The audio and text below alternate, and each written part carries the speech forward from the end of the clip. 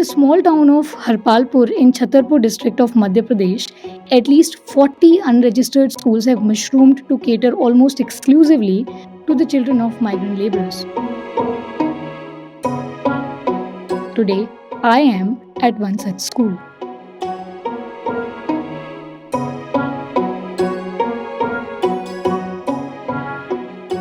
The shelter could be mistaken for an abandoned house. The board leading up to the house reads Gajanan School. It's a kacha dwelling with a roof made of tiles that are handmade from locally sourced clay and fired in kilns, commonly known as khaprel in North India. The structure is without plaster, its walls painted white with quicklime. Children sit in the courtyard. Today, the strength is 42. They sit cross-legged on a frayed, long and narrow mat, holding their books.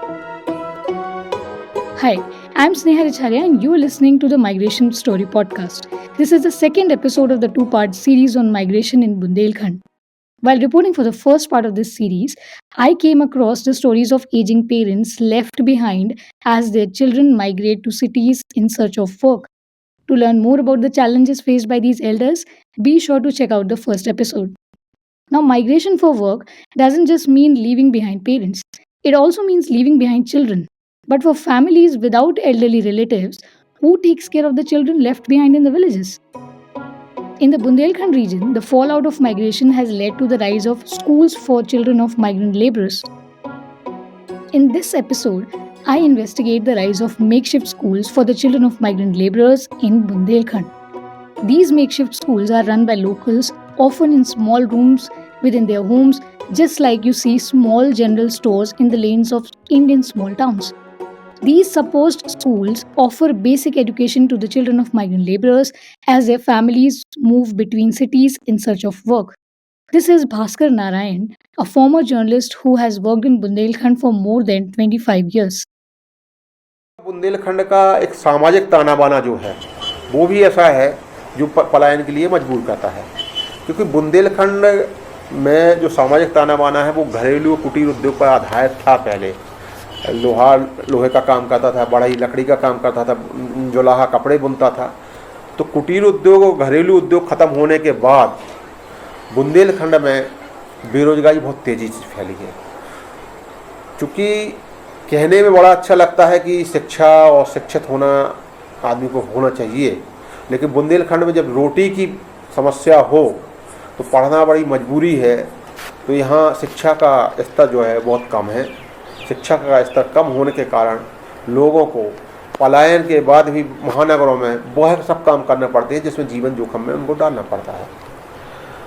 अब रही बात पलायन के साथ साथ, क्योंकि महानगर में जब व्यक्ति जाएगा तो उसका मजदूरी इतनी नहीं मिलती है कि वो पूरा परिवार वहाँ पर रख सके, उनका जीविकोपार्जन कर सके। बुंदेलखंड के जो लोग पलायन करते हैं वो अपने वृद्ध माता पिता और छोटे बच्चों को, विशेषकर बालिकाओं को गांव में छोड़ के जाते हैं। उसका कारण ये है कि गांव, पहली बात तो महानगर उनके पास कोई आवास नहीं, सुरक्षित आवास नहीं होता है, इस कारण से उनको रख पाना मुश्किल होता है। वृद्ध माता पिता के ऊपर जो खर्च होगा वो वहन करने की उनकी क्षमता नहीं होती है, इस कारण से वो गाँव में छोड़ के जाते हैं। तो पलायन आर्थिक मजबूरी का है, सामाजिक मजबूरी का है, या यहाँ के भौगोलिक मजबूरी का है। बुंदेलखंड के लोगों की मजबूरी है पलायन। The past tells one side of the story, but today's reality in towns like Harpalpur reveals another. The fallout of migration isn't just felt in empty homes, but in these makeshift schools. आप चाहे यहाँ से 10 मकान गिन लेना, 1 2 3 4 5, और वहीं पूछ लेना हॉस्टल है तो वही हॉस्टल। सबने खोल लिया और सब बिलान वाले वो ऐसा है कि बेरोजगारी ज़्यादा है, तो जिसके 2-4 कमरे खाली हुए अपना हुआ तो उसी में अपना रख लिया, कवर कर लिया, तो घर का खर्च चला अपना, वो चला। This is Ramakant Rajput, the owner of Hardayal School. ये लग तो रहा है कि काफी टाइम से खाली है। नहीं, अभी इसके बारे में सफाई वजह से बच्चे चले गए, सफाई उपकरण से। The room was spacious but dark, with about 15 single box beds lined up side by side, tightly packed with no space between them. Each bed was covered with a thick layer of dust, as if untouched for months. There were no mattresses, no sheets, just bare, dusty wooden frames that gave the room a desolate and abandoned feel. The floor was worn with old-fashioned tiles. Above, 6 ceiling fans hung from the high ceiling. 4 windows lined the walls. The room was devoid of any other furniture, no almirahs, no shelves, nothing but the empty beds. Some 15 to 16 students in each such room, I was told. Hardayal School is the first, said to be the best, and one of the few registered schools cum hostels in Harpalpur. It has a total strength of around 200, out of which 175 stay in all-boys hostel and the remaining come every day from nearby areas. Only 5 to 6 students in this school are girls. मतलब load नहीं पड़ता तो बच्चे भी पढ़ा लेते हैं, अपना काम भी कर लेते हैं इस हिसाब से। लेकिन है सब यही 90% मजदूरी वाले के बच्चे, 10% ऐसे हैं जो किसान के हैं। मैं आपको बात करूं 2014 की। यहाँ पे मैं दैनिक भास्कर में 2014 में जब काम करता था तो एक यहाँ से हमारे जो संवाददाता थे उन्होंने खबर दी कि हरपालपुर में 100 आवासीय स्कूल चल रहे हैं और इनकी अवस्थाओं को लेकर खबर थी। वो खबर मैंने बनाकर भेज दी। रात 12 बजे संपादक का फ़ोन आता है कि बताइए हरपालपुर की आबादी कितनी है। मैंने कहा सर लगभग 15,000 रुपये, वो 15,000। बोले 15,000 की आबादी में 100 स्कूल चल सकते हैं, आप क्या लिख रहे हो। तो मुझे भी थोड़ा सा आश्चर्य हुआ कि इस चीज़ हो सकता गलत हो। मैंने रात को 12 बजे ही संवाददाता को फ़ोन लगाया, उसने कहा नहीं सर इतने स्कूल यहाँ पे चल रहे हैं और टोटल अवैध बगैर मान्यता के चल रहे हैं। तो मैंने संपादक को कहा, तो संपादक जी ने कहा कि अगले दिन सुबह आप जाइए फोटोग्राफर के लेकर के, वो मुझे लाइव रिपोर्टिंग वहाँ की चाहिए। तो मैं उस खबर को भास्कर ने लगभग अपने ऑल एडिशन में खबर छापी थी। अगले दिन आकर के जब मैं यहाँ पर जब देखा तो मुझे बड़ा आत्मिक दुख हुआ। यहाँ मतलब 10 बाई 20 के कमरे में 50-50 बच्चे रहते थे। जिस तरह से रेल में बर्थ लगती हैं उस पर बर्थ लगाए हुए थे, उस बर्थ में बच्चा लेटता था, उसी में उसका सामान रखा हुआ था, उसी में उसका बॉक्स रखा हुआ था, उसी में किताबें थी। मतलब एक 2 बाई 5 का बर्थ जो था उसके जीवन में मतलब उसके लिए सब कुछ था। ये इस तरह के यहाँ स्कूल चल रहे थे। मैंने उस समय जब खबर छापी, खबर छापने के बाद 8 स्कूलों की मान्यता ख़त्म हुई, अधिकांश बंद हुए, सरकार ने उसके खिलाफ अभियान चलाया। लेकिन आज भी इस शहर में लगभग 40 आवासीय स्कूल या हॉस्टल चल रहे हैं जो अधिकांश, जिसमें से अधिकांश बगैर मान्यता के संचालित हो रहे हैं। वो दूसरे स्कूलों में बच्चों को पढ़ने जाते हैं, 1 या 2 ट्यूटर लगा देते हैं, वो ट्यूटर उनको पढ़ाते हैं, वो बच्चे इस तरह से उसमें कैद होकर के उस तरह के रह करके वो पढ़ते हैं। As one drives through the town, one can find a residential school board in almost every lane. Most of them offer no real schooling or facilities but give a roof over their head. In June 2023, Rani and Monu helped their father Mukesh Vanchkar to close up their small hut in Dhajrai village in Tikamgarh district. They then embarked on a 95-kilometer bus ride to Harpalpur. Mukesh spent 2 days getting them settled, paying 27,000 each for the year before leaving for Faridabad. For Mukesh, it's not just about leaving home, it's about leaving behind his children, knowing that this fragile setup is their best shot at an education. He was compelled to admit them. No government has ever created residential schools where our children can stay and learn for the year, Mukesh tells me. He can't take them to the city because he can't afford it. Neither can he leave them at home all alone, so this is the next best. The school where the Vanchkar children study is the Gajanan School, run by Umashankar Mishra. Upon entering, it feels like stepping into a typical village home. The entry leads through a rectangular veranda. To the left stands a kacha structure supported by 3 large pillars.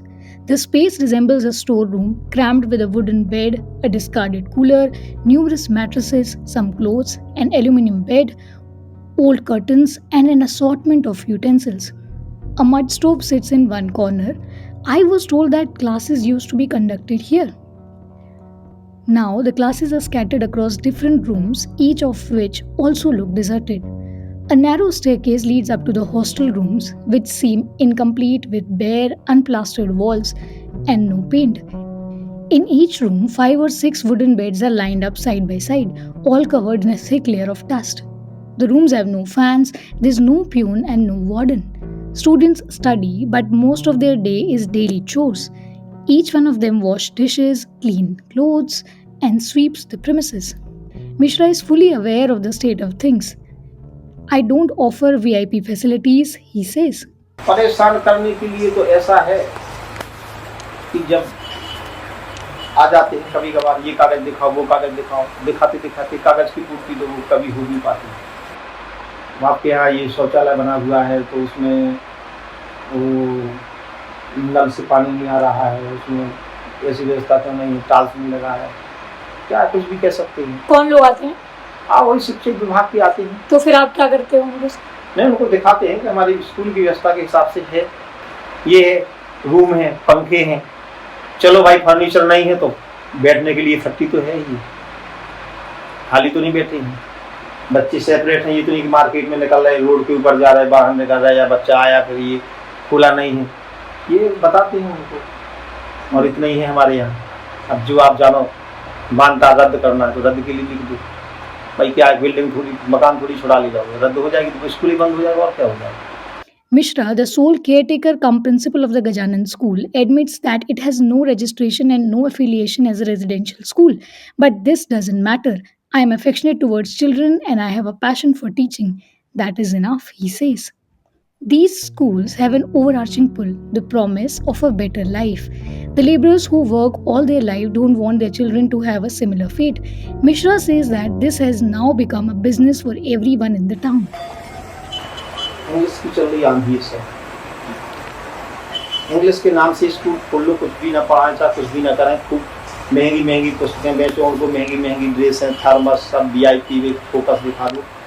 और जहाँ हम 4,000 ले रहे हैं, फिर हम 12,000 लेने लगेंगे, लोग देना शुरू कर देंगे। तो जो ऑफिसर वर्ग या कर्मचारी वर्ग का बच्चा है वो तो इंग्लिश मीडियम में चला गया है। इसमें तो किसान का बच्चा था, एक जो मीडियम तबके का आदमी है वो पढ़ता है। But Mishra claims that they run by fair means. यहाँ जिनने पढ़ाया उन्हें लगा यार हम ही हरदयाल जैसे बड़े आदमी हो जाएंगे, तो उन्होंने स्कूल खोला। तो 10 मास्टर वहां से भागे, 10 ने मिलकर के एक खोला।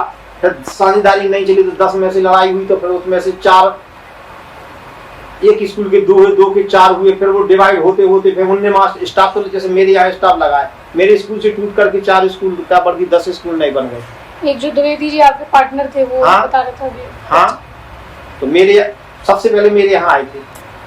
मैंने स्कूल में ज्ञान मंदिर को किराए में दिए रहता था, मेरा तो मैं चला था जी। मैं तो MA करने के बाद सीधा घर आया, मुझे खेती का शौक था तो मैं खेती में लग गया।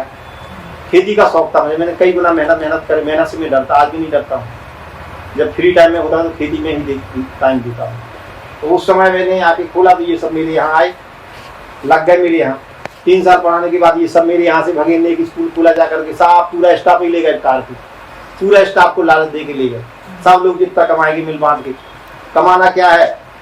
तो आज उनकी बिल्डिंग है, 1.5 करोड़ रुपए लग गए बेचने लगे, कमाया उन्होंने, लेकिन सब झूठ से कमाया है और जैसा कमाया वैसा ही बर्बाद होगा। तुम्हारे बच्चे को नवोदय में सिलेक्ट करा देंगे, गांव के आदमी को बुद्धू बनाया और उन्होंने जा करके दे दिया। पढ़ाते पढ़ाते क्या कमा रहे, किसी की ताकत है हम ठेका ले लें, किसी की लड़की की नौकरी लगा देंगे, नहीं लगा सकते। फिर बालाजी इंग्लिश स्कूल के यहाँ खुल गया, मेरे यहाँ टीचर थे उन्होंने खोल लिया मेरे यहाँ से भाग करके, ये खुल गया, फिर एक और खुल गया, ऐसे 7-8 स्कूल खुल गए थे। Before independence, Bundelkhand's local economy was largely based on forest resources and agriculture. However, with the government control over forests, villagers were forced to move away from the jungles. At that time, there were many household industries in various communities such as the Pals, Yadavs, Vishwakarmas and Ahirwars who thrived on barter systems and mutual cooperation. There was a sense of social harmony and everyone's livelihood was sustained. But after independence, household industries began to decline, and due to a lack of education, jobs, and appropriate skill set, people were compelled to migrate in search of work. देखिए, छतरपुर ज़िले में गांव की स्थिति ये है, हम कितने भी अपने आप को विकसित कर लें, अपने आप को आधुनिक भारत के निवासी बताएं, बुंदेलखंड की हकीकत तो छतरपुर ज़िले की जो हकीकत है, गांव में स्थिति आज भी ये है कि लोग महुआ, चिरौंजी का जो फल होता है, अचार और अन्य दूसरे साधन, कुटकी है, कोदो है, इस पर अभी निर्भर है। मैं आपको उदाहरण के लिए बताऊं कि छतरपुर ज़िले का एक क्षेत्र बिजावर का ये विकासखंड है और उसके बहुत सारे गांव आदिवासी बहुल गांव हैं। मैंने उन आदिवासियों को नज़दीकी से देखा है। उनकी स्थिति ये होती है कि बरसात के समय उनके पास कुछ खाने के लिए नहीं होता है। कुछ व्यापारी जो होते हैं उनको टूटे हुए चावल के टुकड़े ट्रकों में भरकर ले जाते हैं और चावल देते हैं उनको। उस चावल के बदले में उनके घर के आसपास जो अचार के पेड़, जैसे चिरौंजी निकलती है, उसके पेड़ गिनते हैं कितने पेड़ हैं, उस पेड़ के अनुपात में उनको चावल दिया जाता है। और जब मई जून में जो अचार आते हैं तो उस टूटे चावल के बदले चिरौंजी के अचार को खरीदते हैं।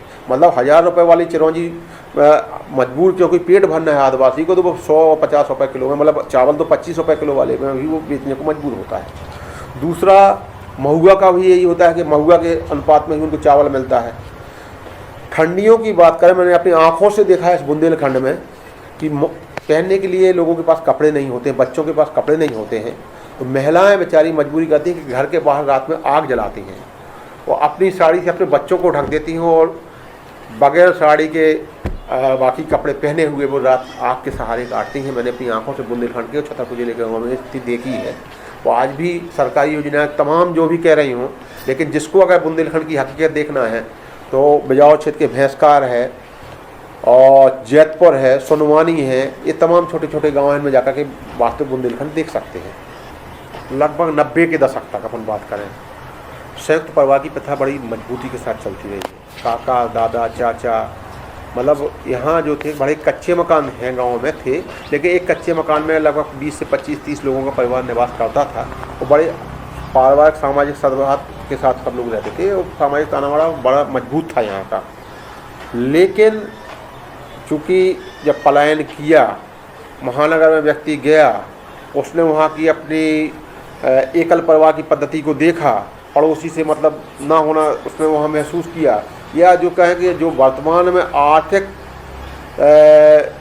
सामाजिक आर्थिक दायरा बढ़ रहा है उसको उसने देखा, तो उसके बाद उसकी वो सोच बदली वहाँ की, वो सोच उन्होंने अपने आका के गांव में अपने परिवार के ऊपर थोपना चालू की और 90 के बाद ही बुंदेलखंड में परिवारों का विखंडन हुआ है। उसके पहले तक संयुक्त परिवार थे। आज बुंदेलखंड के गाँव की स्थिति ये है कि आप गांव में निकल जाइए, अधिकांश घरों में तो ताले लटके हुए हैं, तालों के साथ जो वृद्ध हैं वो कहीं ना कहीं बड़े बेचारी स्थिति खराब रहती है, परिवार पड़े हुए हैं, बीमार हैं, संघर्ष कर रहे हैं, लेकिन उनकी कोई ढंग से देख रेख करने वाला नहीं है। गांव के गांव खाली पड़े हैं। गांव की स्थितियां ये हैं कि युवा या तो शराब या दूसरे जो बचे हैं गांव में वो दूसरे व्यसनों में लगे हुए हैं और अधिकांश पलायन का, तो वृद्धों की भी स्थिति बड़ी खराब है यहाँ पर। But for the children of Bundelkhand, there's little choice. They're left navigating a system that seems to forget them, forced to fight for a future in a world stacked against them.